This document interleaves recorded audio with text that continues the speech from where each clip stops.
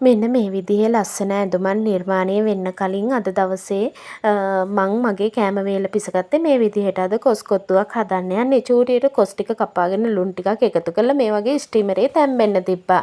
ඒත් එක්කම මං ඉතින් පොඩි පුතාට කිව්වා කැරට් ටිකක් බොංචි ටිකක් වගේම ලීස් ටිකක් කපන්න කියලා. ඉතින් එයා ඒ වැඩේ කරලා තිබ්බා.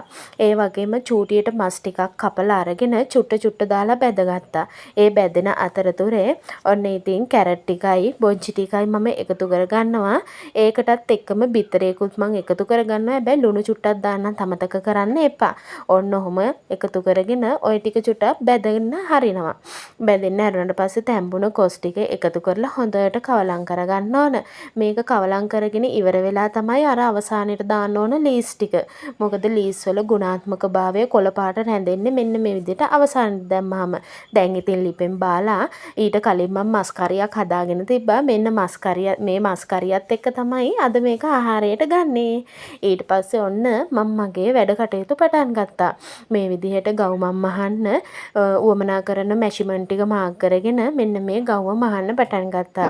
ඉතින් හරියට වීඩියෝ කරගන්න බැහැ තාම. මොකද ෆෝන් එක මැෂිමට හේතු කරලා තමයි මම වීඩියෝ කරන්නේ. ඉතින් ඒක ගණන් ගන්න එපා.